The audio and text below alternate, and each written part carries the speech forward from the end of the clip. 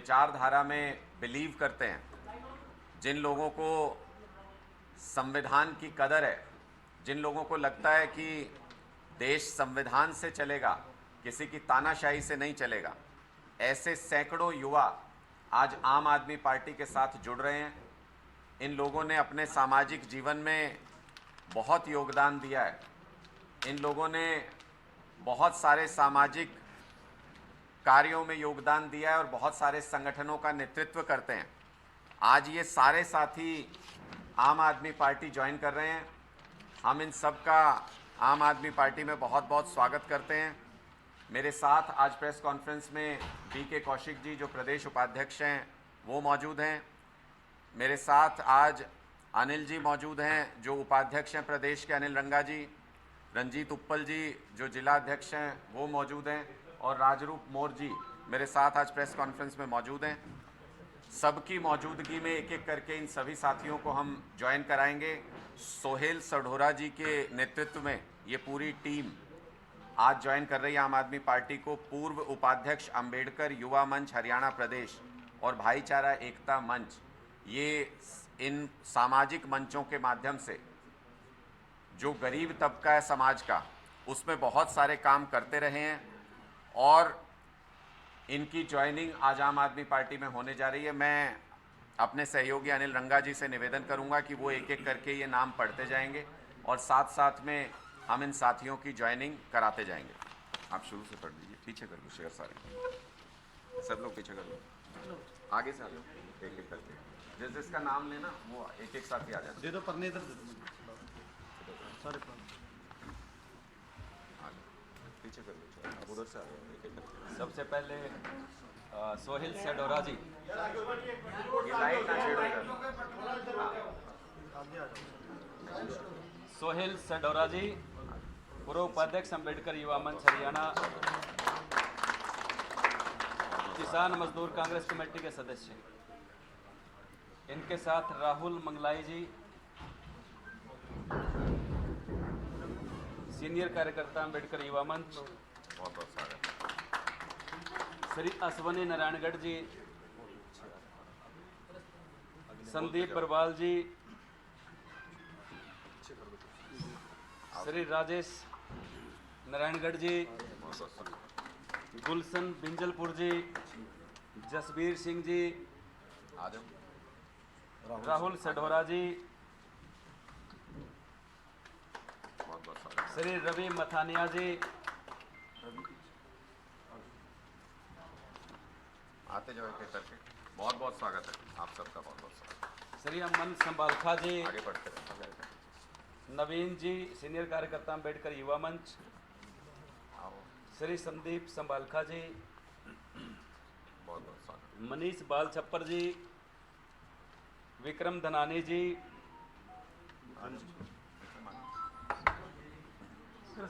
श्री गुरचरण जंटी जी, प्रदेश अध्यक्ष भारतीय जन क्रांति मोर्चा। जंटी लाइट ध्यान रखो। जंटी आ गया। आओ जी, आगे बढ़ते जाओ। श्री नसीम प्रबोली जी, जनरल सेक्रेटरी उम्मीद वेलफेयर ट्रस्ट।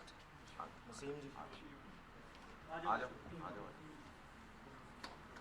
बहुत बहुत स्वागत है आम आदमी पार्टी। रफ़ी प्रबोली जी, उपाध्यक्ष Shah Zafar welfare trust. Senior कार्यकर्ता है जी। बहुत बहुत स्वागत है आपका।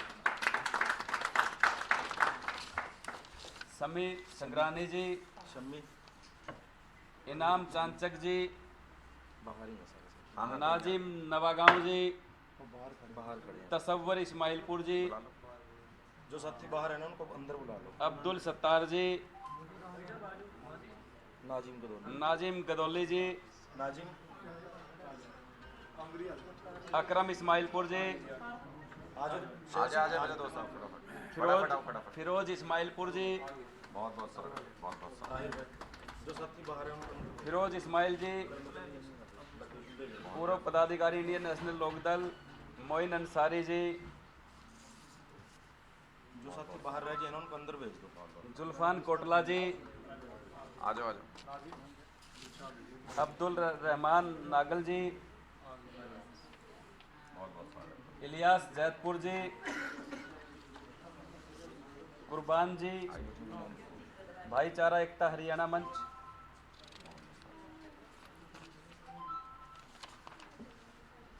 श्री इरफान कल्याणपुर जी, एक नरेश कुमार धीन जी नेल्लो छोड़ करके आज आम आदमी पार्टी ज्वाइन कर रहे हैं। नरेश कुमार जी आइए,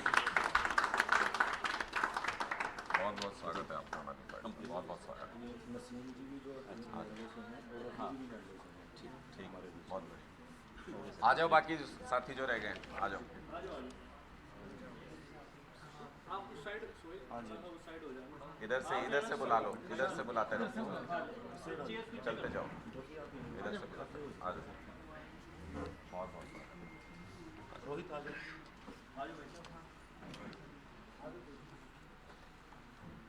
बहुत बहुत स्वागत। बहुत बहुत स्वागत।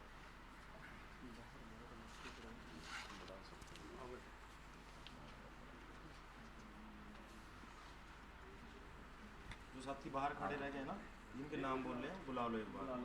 चलो सबकी तो मैं बाहर ज्वाइनिंग करा दूंगा, सारे साथियों की तो।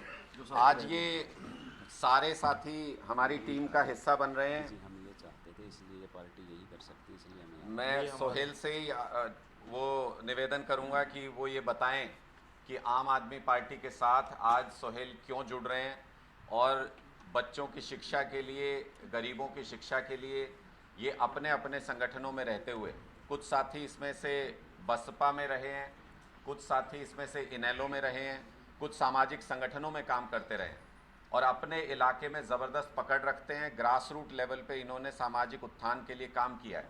ये क्यों आज आम आदमी पार्टी में शामिल हो रहे हैं, मैं सोहेल सढोरा जी से निवेदन करूंगा कि वो अपनी बात रखें। जी, बहुत बहुत धन्यवाद सभी मीडिया बंधुओं का।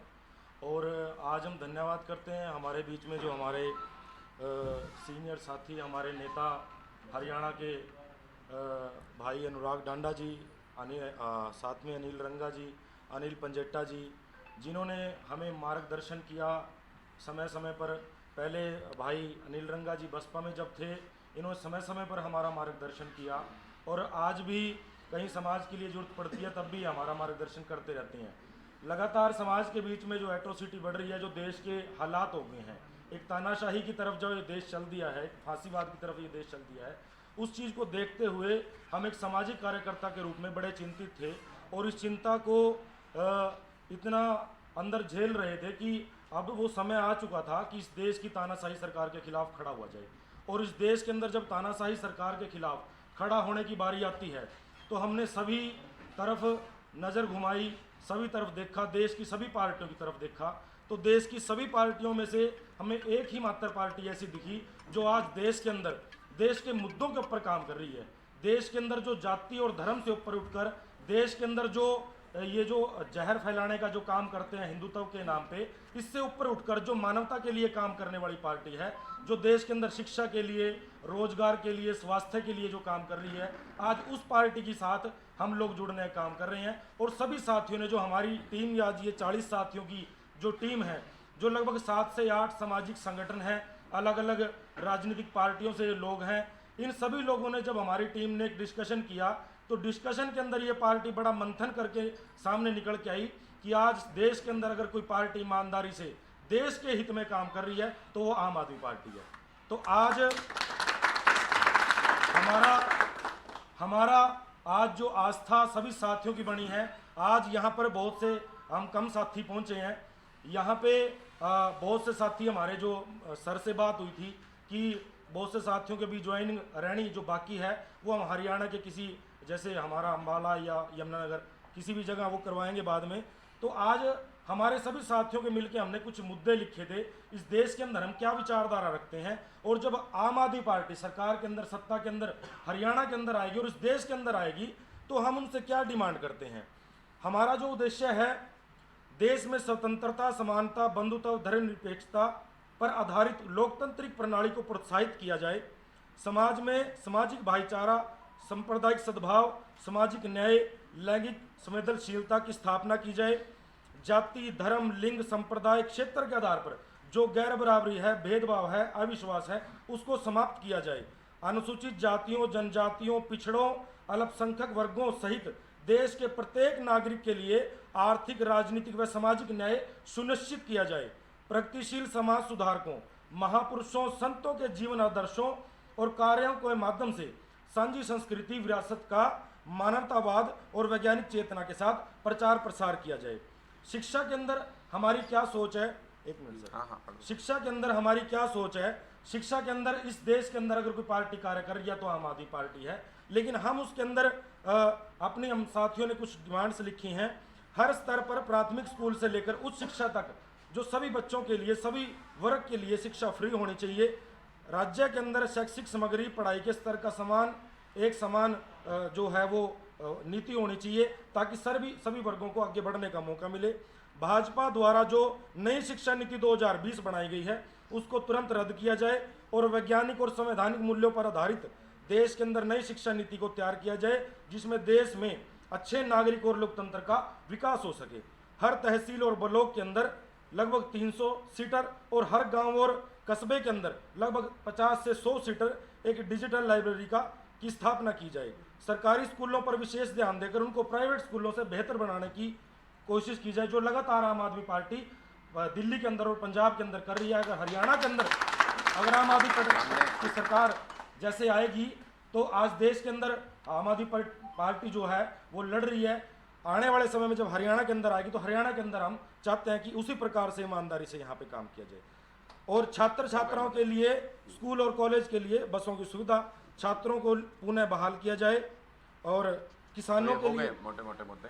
तो ये जो मुद्दे सोहेल जी ने, मैं बोलता हूँ इसमें किसानों का, मजदूरों का, मैं 2-3 बोलूँगा मुद्दे वो हैं है उसमें। वो ये जो सोहेल जी को मैंने ये मुद्दे आज इसलिए इस प्रेस कॉन्फ्रेंस में पढ़ने के लिए कहा कि ये अपने लंबे समय से जो संघर्ष सामाजिक जीवन में कर रहे हैं और उससे इनके जो मुद्दे निकल के आए वो मुद्दे आम आदमी पार्टी की मूल विचारधारा से बिल्कुल मैच करते हैं। और ये सिर्फ सोहेल सढोरा जी या इनकी टीम के मुद्दे नहीं हैं, बल्कि ग्रास रूट लेवल पे गांव में, देहात में, शहर में गरीब आदमी जिन मुद्दों के बारे में सोच रहा है वो सारे मुद्दे आम आदमी पार्टी की विचारधारा में समाहित हैं। इसलिए आज ये सारे साथी हमारे साथ जुड़ रहे हैं और ऐसे सैकड़ों हज़ारों साथी, इनकी टीम जब आगे कार्यक्रम करेंगे अम्बाला में, सढोरा में, तो वहाँ पर इनके और साथी भी आम आदमी पार्टी को ज्वाइन करेंगे। यहाँ इतनी जगह नहीं है कि सारे साथी आ सकें, बाहर तक पूरा कंपाउंड भरा हुआ है। तो इन युवाओं को हम इतना विश्वास ज़रूर दिलाते हैं कि जिस आस्था और विश्वास के साथ ये आम आदमी पार्टी को ज्वाइन कर रहे हैं, इनके उस विश्वास पर आम आदमी पार्टी खरी उतरेगी और इनके साथ मिलके हरियाणा भी बदलेंगे, देश भी बदलेंगे। बहुत बहुत शुक्रिया, बहुत बाहर ही कर लेंगे। हाँ, बाहर विजुअल कर लेंगे। विजुअल्स एक बार करना हो तो बाहर करवा दीजिए, ठीक है। आपके कोई सवाल हैं तो आप ले लीजिए। अनिल पढ़ने सारे बात ले बोले बस कोई इकट्ठा हाँ कोई दिक्कत नहीं है। फोटो स्टैंडिंग में ही हो गई थी कि करनी है? हो गई। हाँ ये वो इकट्ठे कर लो सबको। बैठो बैठो रंगा।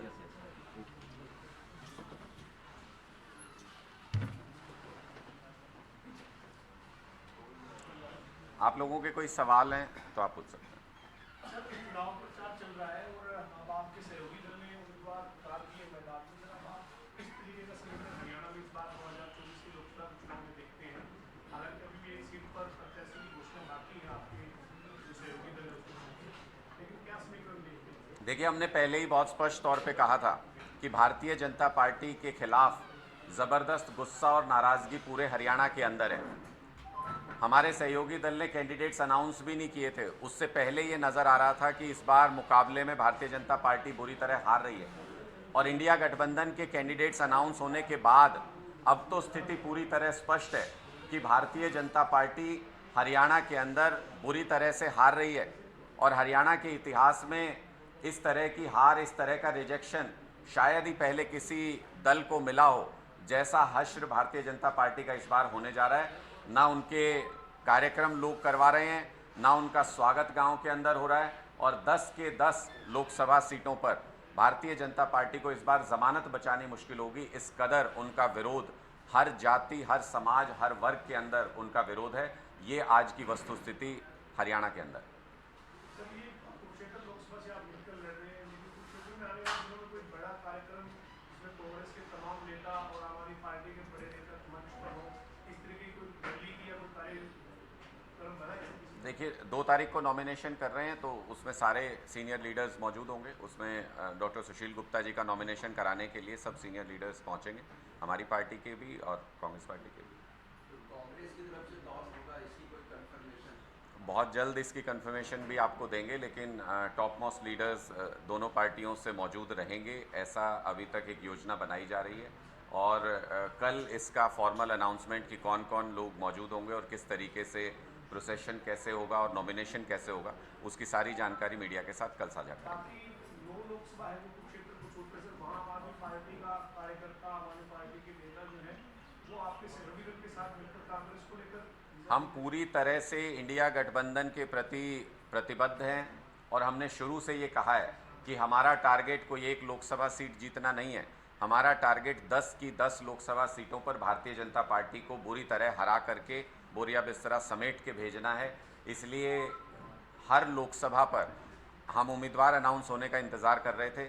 हर लोकसभा पर अपने कार्यकर्ताओं की एक संयुक्त बैठक करा के सारे कार्यकर्ताओं को टारगेट्स दिए जाएंगे और पूरी ताकत के साथ जो इंडिया के कैंडिडेट्स अनाउंस हुए हैं हरियाणा में, उन सभी की मदद की जाएगी। करनाल चुनाव को लेकर आपकी पार्टी का रणनीति कैसी सर? चूंकि गठबंधन में, इंडिया गठबंधन में क्या कांग्रेस उम्मीदवार उतारने जा रही है, क्या मसला है? देखिए, हमने बहुत स्पष्ट तौर पे कहा है कि ये जो उपचुनाव है ये थोपा गया उपचुनाव है।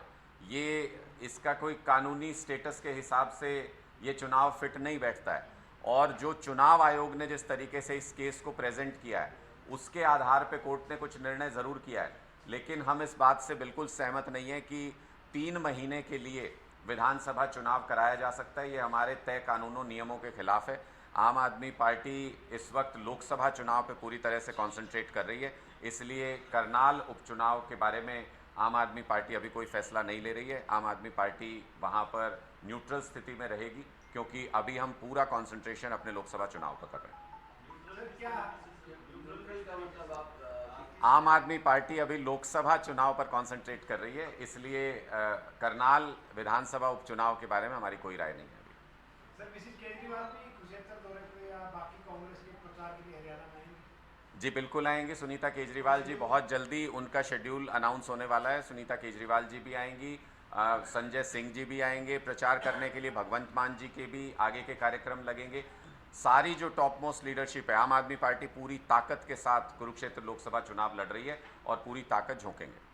सर, ये बीजेपी नेता कह रहे हैं कि कांग्रेस या इंडिया जो गठबंधन बना है हरियाणा में, ये स्थिति में गठबंधन बना है कि दोनों के पास कुछ है नहीं। पंजाब में जाकर देखेंगे तो दोनों अलग अलग लड़ रहे हैं, हरियाणा में आएंगे तो एक होकर लड़ रहे हैं, तो इनका कुछ है नहीं, कुछ बढ़ेगा नहीं चुनाव में नतीजों। देखिए, भारतीय जनता पार्टी को ये समझना होगा कि ये चुनाव वो किसी गठबंधन या किसी दल के खिलाफ नहीं लड़ रहे हैं। ये चुनाव वो भारत की जनता के खिलाफ लड़ रहे हैं। ये चुनाव जनता वर्सेस भारतीय जनता पार्टी है और पूरे देश की जनता को ये समझ में आ गया है, चोर मचाए शोर वाली स्थिति है। पूरे देश को ये समझ में आ गया है कि ये तानाशाही भी करते हैं और उसके बाद किसी को बोलने भी नहीं देते हैं, तो उसका बदला लोग वोट से लेंगे, जुल्म का जवाब वोट से देंगे। और इसलिए भारतीय जनता पार्टी ये चिंता करना छोड़ दे। पहले कह रहे थे उम्मीदवार अनाउंस नहीं करते, उम्मीदवार अनाउंस नहीं करते, अब उम्मीदवार अनाउंस कर दिए तो लिए नहीं पड़ रहे इनसे, तो ये अब दूसरी भाषा बोलने लगे। तो इसलिए अपने चुनाव की चिंता करें। ये जो गाँव में घुस नहीं पा रहे, जो इन्होंने जितना सम्मान अपने लिए कमाया है कि गाँव के लोग इनका गाँव में बहिष्कार कर रहे हैं, उसके बारे में चिंता करें। जो इनके सहयोगी दल इनको छोड़ के चले गए, उसके बारे में चिंता करें। जो मोदी जी के नाम पे इनको इस बार वोट नहीं मिल रहा, उसके नाम पे चिंता करें। 400 पार का दावा भूल जाने के बाद 40 पार का संकट इनके सिर पे मंडरा रहा है, उसके बारे में चिंता करें। भारतीय जनता पार्टी के लिए इस वक्त भारत की राजनीति में ये सबसे बुरा समय, लोगों ने इनको पूरी तरह से रिजेक्ट कर दिया है, इनके top most leader Narendra Modi ji को भी और भारतीय जनता पार्टी की विचारधारा को। हरियाणा में छठे चरण में चुनाव है सर 25 मई को, लेकिन अभी जिन चरणों में चुनाव हो रहा है, क्या आप मानते हैं, आपको ऐसा कुछ इनपुट्स है कि स्थिति खराब है, 400 पार लक्ष्य में कहीं किसी तरह का संकट है जो आपकी बात कह रहे हैं? बिल्कुल पूरे कॉन्फिडेंट हम इस बात को लेकर के हैं। हमने पहले 2 दौर की जो वोटिंग हुई है उसका एनालिसिस किया है। भारतीय जनता पार्टी जहां जहां पर वो पिछले चुनाव में जीते थे वहाँ बहुत बुरी तरह परफॉर्म कर रही है। जिन स्टेट्स के अंदर पूरी सीटें भी भारतीय जनता पार्टी ने पिछली बार ली थी, उनमें भी बहुत बुरी तरह परफॉर्म कर रहे हैं। शायद इसी का ये कारण है कि जो प्रधानमंत्री जी पहले कहते थे बीजेपी 400 पार, आजकल वो 400 पार अपनी स्पीचेस में बोलना भूल गए हैं, क्योंकि उनको इनपुट दिया गया है कि ये 400 पार के अहंकार ने मटिया मेट कर दिया भारतीय जनता पार्टी का पूरा कैंपेन। ना वो अपनी स्पीच में 400 पार का नारा देते हैं आजकल, साथ ही बीजेपी बोलना भी भूल गए हैं। आजकल वो एनडीए की बात करने लगे हैं और कई बार अपनी स्पीच में आजकल कहते हैं कि इंडिया गठबंधन आ गया तो इनके इतने प्रधानमंत्री बनेंगे, 5 साल में इतने प्रधानमंत्री बनेंगे। तो इसका मतलब उनको चिंता तो सताने लगी है कि इंडिया गठबंधन आ रहा है और प्रधानमंत्री कौन होगा कौन नहीं होगा। आजकल प्रधानमंत्री नरेंद्र मोदी जी को ये चिंता सता रही है। इसका स्पष्ट संदेश है, उनके पास भी फीडबैक यही है कि ग्राउंड से उनका सफाया हो चुका है, लेकिन झूठे अहंकार में, जैसे आज तक पिछले 10 साल तक भारतीय जनता पार्टी जीती रही, उसी झूठे अहंकार में अगले कुछ राउंड वोटिंग के और इस झूठे अहंकार में जीना चाहते हैं। तो उनको उनका ये अहंकार मुबारक। जनता ने अपना जवाब देना शुरू कर दिया है। बाबा साहब के संविधान की तरफ भारतीय जनता पार्टी ने आंख उठाई थी। लोग उंगली दबा दबा के वोटिंग मशीन पे उन आंखों की रोशनी छीन लेंगे, इतना हमें पूरा यकीन है। Thank you. सभी साथियों का आज की इस प्रेस कॉन्फ्रेंस में बहुत बहुत स्वागत है। आज आम आदमी पार्टी में एक बहुत बड़ा जुड़ाव